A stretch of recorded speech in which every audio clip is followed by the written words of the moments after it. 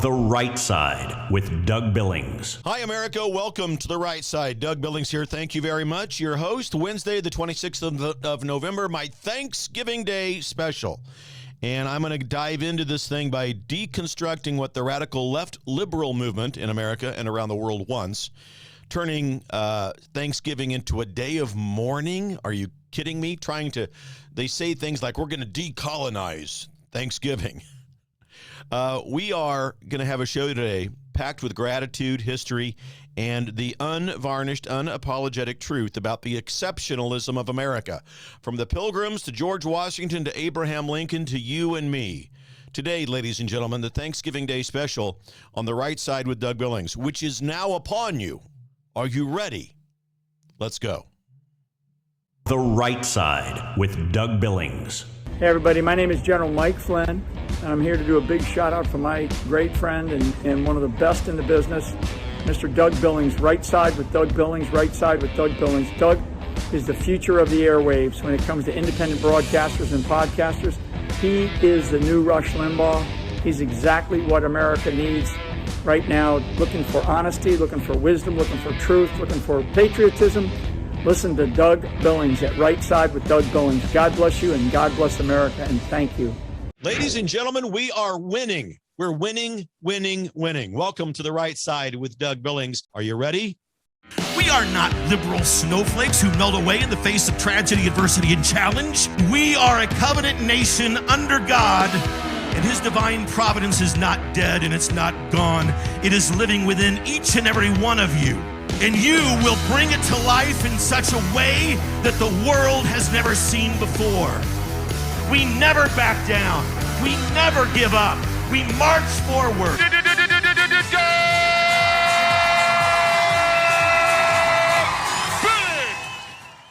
Okay, ladies and gentlemen, let's start by giving thanks.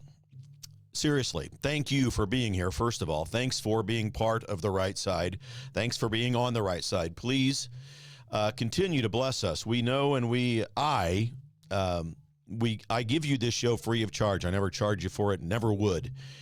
Thank you for blessing me over at dougbillings.us with contributions. Many of you have set up $5 a month recurring contributions to the program so I can keep it going. Thank you for that. For those of you who haven't, please prayerfully consider doing that this Thanksgiving. And thanks also for subscribing to my YouTube channel, which has been restored. Got a letter from the higher ups. The executives at YouTube said, Doug, we're sorry we canceled your channel by mistake. Right. At any rate, it's back, and you can find me on YouTube at The Right Side Doug Billings, at The Right Side Doug Billings. So, 2 calls to action. Head over to dougbillings.us.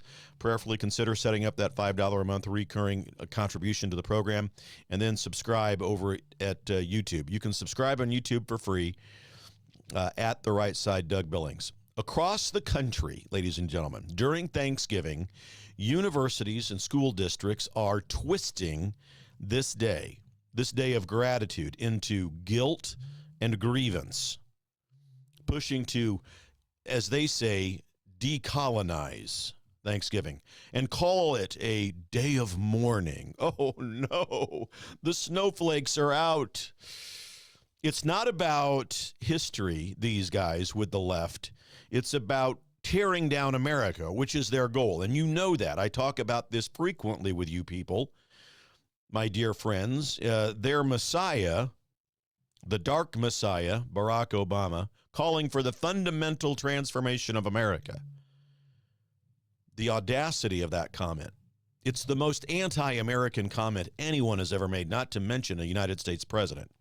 We don't need to be fundamentally transformed, ladies and gentlemen. We need to be fundamentally rediscovered. You look at examples like the University of California out there hosting events to, and I'm quoting, decolonize Thanksgiving in the classroom. And they reframe it around Turtle Island and all of that perspective that erase our positive legacy. In St. Louis, Missouri, my home state of Missouri. Now, I was born in Kansas City and raised in Grandview on the other side of the state, but Washington University in St. Louis, a bastion of liberal kookism, promotes inclusive practices that undermine the traditional story of the founding of our country with the Pilgrims. The University of Massachusetts, in the very backyard of Plymouth Rock, where our Pilgrims landed, label Thanksgiving as literally a day of mourning. They try to highlight Native American struggles. Now, no one denies that. We'll talk about that. I will always address the truth. The University of Maryland talks about, and I quote again, colonial disruption of indigenous food systems. Oh, boy. Yeah. And school districts in Albuquerque, New Mexico, in the public schools for the kids out there, setting up Thanksgiving as a, quote, reminder of genocide. And Berkeley Unified School Districts in California obviously pushing a, quote-unquote, rethinking Thanksgiving. And it's a guide that they've actually published that turns Thanksgiving again also into a day of mourning. So, ladies and gentlemen, this is not education that's happening at these institutions. This is indoctrination. And I know that you know that this exists. These liberals are cherry-picking dark moments in our history to paint America as evil. And they ignored the full context of our founding and of the intent of the founding fathers and so forth. Ladies and gentlemen, Thanksgiving represents unity, survival, and, of course, divine providence, divine intervention, divine inspiration. Thanksgiving is a shared 1621 meal between Pilgrims and the Wampanoag Indians that symbolized allegiance and it symbolized gratitude. Yes, of course, history has scars, but scars are a sign, a visible sign of healing. Decolonizing Thanksgiving, ladies and gentlemen, that's code for erasing our founding principles. That's what they want to do. As conservatives, we protect this holiday, thank you very much, because it reminds us of America's promise. We are a nation built on faith, hard work, and opportunity for everybody. And it ties into a broader liberal tactic they have, this nonsense that I've just told you about. They attack Christmas the same way. They call it colonial. They call Independence Day oppressive. All of this rooted in critical race theory, questioning everything. They want to slow down what we're doing. They want to sow division and ultimately transform us away from the intent of the founding fathers and the divine providence of God. But facts, ladies and gentlemen, the facts and truth fight back. Many Native American tribes in this country celebrate Thanksgiving as a harvest feast. All you have to do is contact people at the National Congress of American Indians to find that out. And we honor alliances like we had with the Wampanoag Indians. The treaty that we had with them lasted 50 years, and it had mutual benefits. Pilgrims learned how to cultivate corn. Native Americans gained trade goods and products. See, liberals use selective history to divide us. Every policy, piece of politics, part of their platform, it all sows division, chaos. Every bit of it. Evidence of the obvious is sufficient. Just look around, especially during the last 5 years. Show me any liberal policy, and I'll show you where chaos thrives. But they use the selective history to divide us, ignoring the progress, like the Indian Reorganization Act of 1934, which restored the tribal lands throughout this country for Indians, and it provides $6 billion in annual health care via the Indian Health Services movement. So don't buy in to all of the guilt, ladies and gentlemen. Thanksgiving celebrates things like resilience and faith. We don't celebrate victimhood like the radical left wants us to continually dwell upon. We are a grateful, united America. And that, ladies and gentlemen, is the left's worst nightmare. They do not want us to become grateful. They certainly don't want us to become united. Look at what they do. Now, we counter all of that with the truth about the Pilgrims and the American miraculousness, the American exceptionalism that's out there. The Pilgrims landed in Plymouth in 1620. Half of them, ladies and gentlemen, died that first winter here from starvation and disease. But with the help of the Wampanoag Indians, and especially from an Indian, specifically the one named Squanto, I hope most of you listening or watching this program have heard and have been taught about Squanto, a Patuxet Indian who had been enslaved for a time by other Indian tribes. He was freed by Catholic priests, taken to Europe, learned English, and he returned to America as an interpreter. And the colonial Americans really viewed him as a kind of a godsend. God had sent him to help save the Pilgrims and help them to survive. They really did view him that way. You're not taught that in modern day education. Now, another thing that most Americans probably don't know is that the early colonial colony experimented with socialism. Now, they didn't call it that. They called it community service, a community compact. All of the crops they grew, all of the goods they produced, all put into a common store where everybody could share and use. It was like a commune. That's what they had created. And it failed miserably. Sharing everything in common, it all led to laziness and scarcity because no one had any incentive. Now, the governor at the time, the leader of the colony, when they landed, William Bradford, he got rid of this thing. He didn't work, and then he gave land to the settlers, to the colonists. He gave them a free plot of land. And he wrote about it in his journal. He said, quote, "This had very good success, for it made all hands very industrious. Crops boomed, and prosperity followed. And that's a lesson for us, even back then for this Thanksgiving, the very original Pilgrims.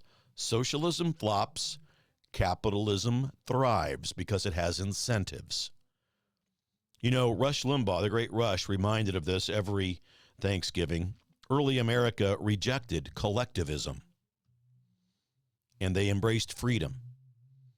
And that is what sparked America greatness. That's what sparked it all. This industriousness didn't stop at our shores either, because once we harnessed it, it blessed the entire world, my friends. America's innovations like Edison's electricity, Ford's assembly line, the internet lifted global standards throughout the world.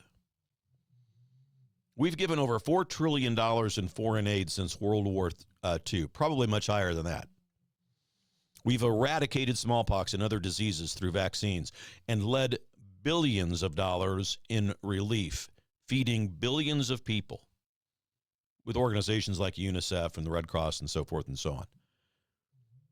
And for the Native people, we've preserved cultures through organizations like the National Museum of the American Indian. We have funded tribal colleges, and we've recognized their sovereignty uniquely in this country. We've learned lessons. We didn't always get it right, but you see, that's the beauty of conservatism. We can look and understand at any organization, whether it be a republic, whether it be a company, an organization, a corporation, nothing left and run and led and managed by human beings is ever going to be perfect, ladies and gentlemen. We get that. We know it. We're going to make mistakes. Conservatives learn from them. We teach real history so that we can learn from the mistakes of our past. Liberalism wants to erase history, and it dooms us. It dooms us to repeat history. And in America, in this exceptional place, minorities thrive as well. Black entrepreneurship is at record high levels. Hispanic homeownership up 50% in the last few years. Scars like slavery and segregation are real. We don't deny them. We've confronted them. The Civil War obviously ended slavery, and we have civil rights laws that integrated our societies, and we're proud of that. No nation is perfect, but at least America pursues good, and we recognize divine providence of God, and we aspire to that. We have liberated continents, ladies and gentlemen. Defeated fascism in World War II, communism in the Cold War, and as Dinesh D'Souza says in his great movie, America, Imagine the World Without Her, a world without America would have no industrial revolution. It would have had no D-Day, no moon landing, no global tech boom, none of that, and more. Without America, there would be tyrants ruling, poverty engulfing billions of people, and diseases that are going uncured. No, America is a force for good, ladies and gentlemen. We export freedom. We export hope, liberty, freedom. We are not perfect, but we aspire to it. And American Indians had great contributions to our success throughout all of it. Navajo code talkers saved lives in World War II, and we honor that. And minorities the same way. The Tuskegee Airmen inspired global equality. Our aid, like that was given through the Marshall Plan, ladies and gentlemen, rebuilt Europe. Polio vaccines saved at least 20 million lives. $20 billion is given annually for Native American health and education initiatives. Affirmative action lifted generations out of poverty, and tribal gaming employs 700,000 people a year. Now, affirmative action was turned into something negative when we got rid of it. It became abused. But that's learning from history. We've turned our scars into strengths, and we should be proud, not in an egotistical way. This is not an ego statement. This is the truth. Gratitude builds resilience. We are grateful. Grievances and so forth, like the liberals want to put forth, breeds weakness and victimhood. Would you rather be resilient or weak? This exceptionalism that belongs to America ties into our founding fathers and their belief in and their pursuit of divine providence. We have in this country 3 pieces of work that are inspired by God and written by men. The Holy Bible, of course, the first and primary, inspired by God, written by men. The second and third, the American Declaration of Independence and our Constitution, also inspired by God, written by men. And our founders were flawed human beings, like you and me. Are you flawed? I certainly am. But they created a republic, and they had specific and very passionate debates about not creating a democracy. They wanted to avoid mob rule, and you'll notice that the radical liberal movement in America will never refer to America as what she is, a republic. They continually call us a democracy. They yell at me, Doug Billings, on the right side, you're a threat to our democracy. Yeah, okay, whatever. You know what I mean? They are under orders, literally. I'm not making that up. They are under orders from the political class, the Communist Socialist Party, formerly known as Democrats. They give orders to themselves, to their party, do not call us a republic. And likewise, they give orders to their minions on social media and in the mainstream media. Don't call us a republic. And they don't do it because republic is the root word of Republican. And in America, we have a Republican form of government because we are, in fact, a republic. The founders wanted a republic to temper passions through representatives. Madison warned and talked about this in the Federalist Papers, Federalist number 10. Ladies and gentlemen, if you have not read the Federalist Papers, that is your homework assignment. Democracies cause turbulence, Madison said.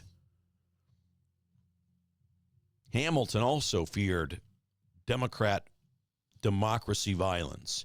You wonder where have you seen turbulence? Where have you seen violence lately in the United States? I wonder if you might have noticed that it's only in the cities that are run, led, and managed by the commu-socialist, formerly known as Democrat Party. Is it ironic that chaos is what always prevails in those cities? Is it ironic that they want to inflict chaos upon us? Maybe because they want to break down and follow the words of their dark messiah, Barack Obama, who told them to fundamentally transform America. And the fastest way to do that, in their view, is to inflict chaos. Because if they do it enough and with great success, they believe that we will come to believe that we must depend on the government to help us, not the divine providence of God. And they looked, the founders did, to ancient Athens and their democracy, which killed Socrates by a vote because he spoke out too often. The mob voted to execute him. Liberals stir chaos with riots, arson, and anarchy, calling us a democracy simply to foster division. And the founders debated this, and they debated slavery very passionately. Benjamin Franklin called it execrable.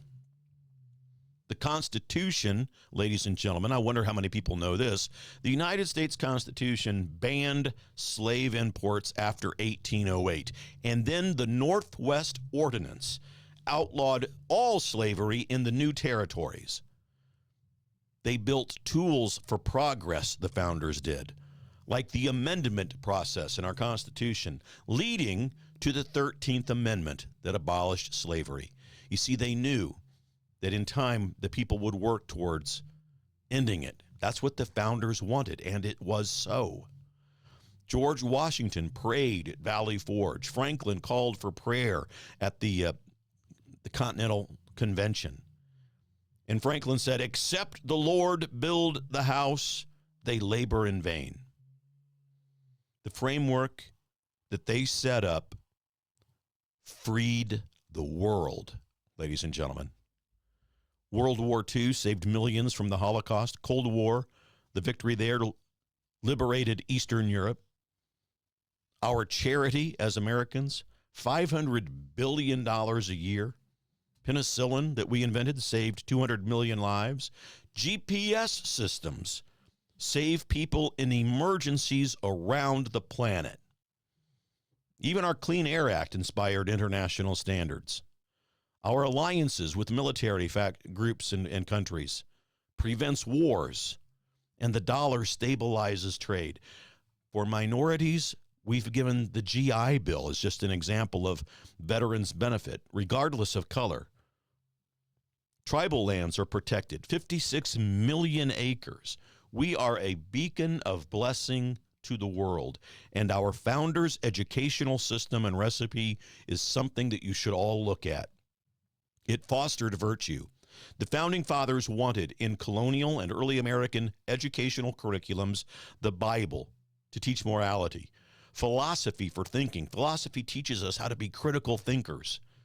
Science, of course, for discovery. Civics to learn about our government and how it works, rooted in faith. And that's all in the Northwest Ordinance. Contrast that with today. Yes, we had the arts, sciences. Latin was in there because that's the language of science, and physical fitness. And you contrast that with today's, the decolonization efforts. That's nothing but division. The Pilgrims self-taught themselves how to survive here with the help of the Indians. And we mirror that. We recognize that. We honor it. We remember it, and we're thankful for it, turning a hardship into a harvest. Thanksgiving evolved from that first 1621 feast into a national day. George Washington issued the first proclamation in 1789 after Congress requested that he do it. And here's the full text from George Washington, ladies and gentlemen. Whereas it is the duty of all nations to acknowledge the providence of Almighty God, to obey his will, to be grateful for his benefits, and humbly to implore his protection and favor, and whereas both houses of Congress have by their joint committee requested me to recommend to the people of the United States a day of public thanksgiving and prayer be observed by acknowledging with grateful hearts the many single favors of Almighty God, especially by affording them an opportunity peaceably to establish a form of government for their safety and happiness.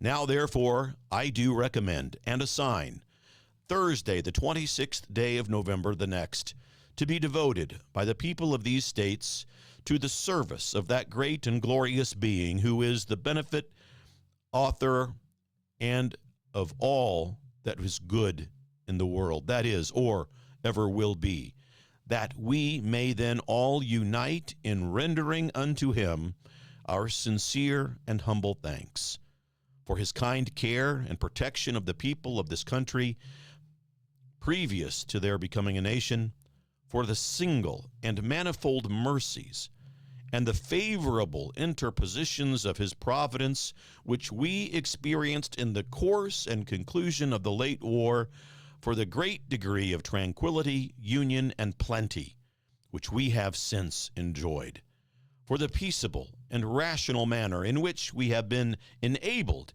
to establish constitutions of government for our safety, our happiness, and particularly the national one now lately instituted for the civil and religious liberty, which we are blessed with, and the means we have of acquiring and diffusing useful knowledge, and in general for all the great and various favors which he hath been pleased to confer upon us, and also that we may then unite in most humbly offering our prayers and supplications to the great Lord and ruler of nations, and beseech him to pardon our national and other transgressions, and enable us all, whether in public or private stations, to perform our several and relative duties properly and punctually, to render our national government a blessing to all the people by constantly being a government of wise,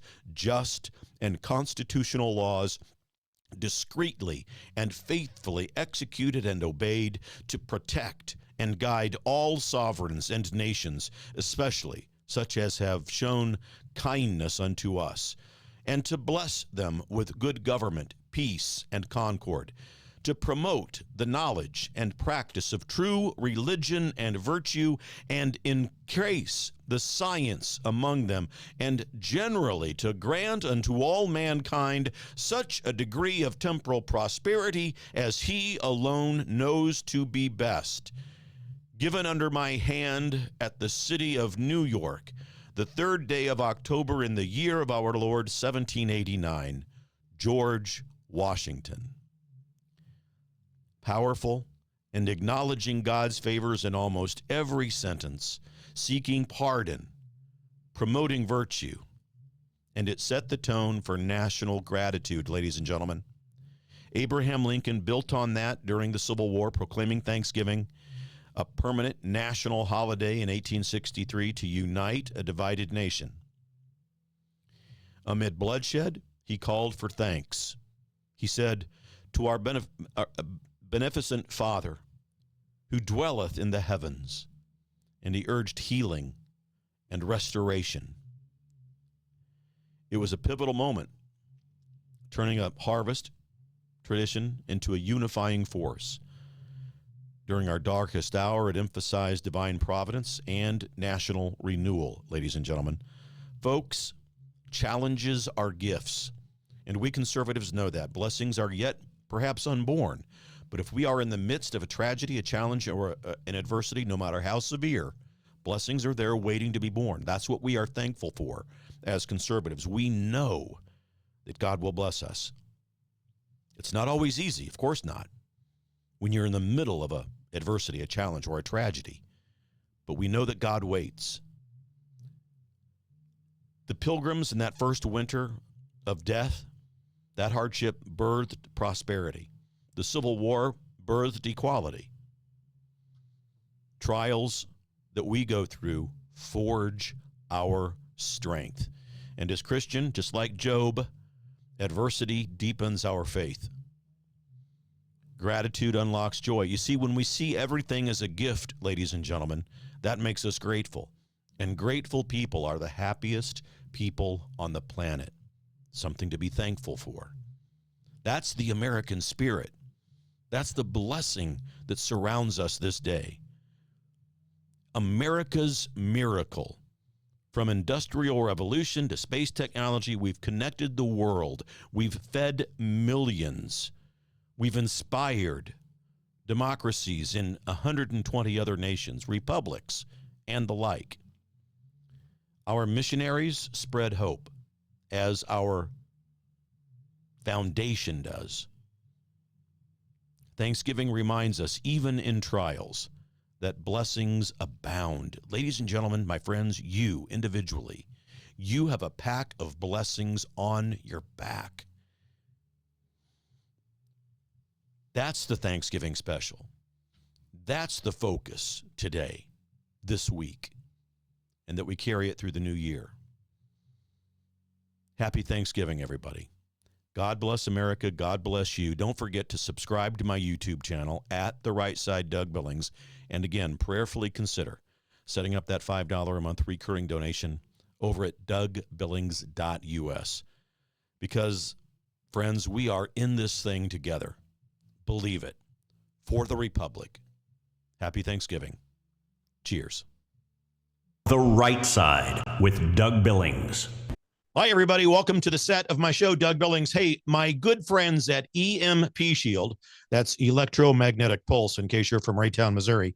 Electromagnetic pulse could wipe out your home electrical system, could wipe out your vehicle. And thanks to the radical liberal agenda that was put forth under Administrator Biden and Vice Pretender Harris, there are lots of people in this country who want to do us harm. And maybe an EMP device would be their chosen weapon. But EMP Shield gives you a device that can protect you. This little baby here goes on your home outlets, a computer, a router, whatever you want to protect. And then they also have a larger model like this. You can still hold it in the palm of your hand that goes on your vehicle battery so that you can get out of trouble from point A to point B. EMPshield.com. Promo code Doug, ladies and gentlemen. Save yourself. Save your property. EMPshield.com. Promo code Doug. We're in this together, folks. Believe it. For the Republic. Cheers. The Right Side with Doug Billings.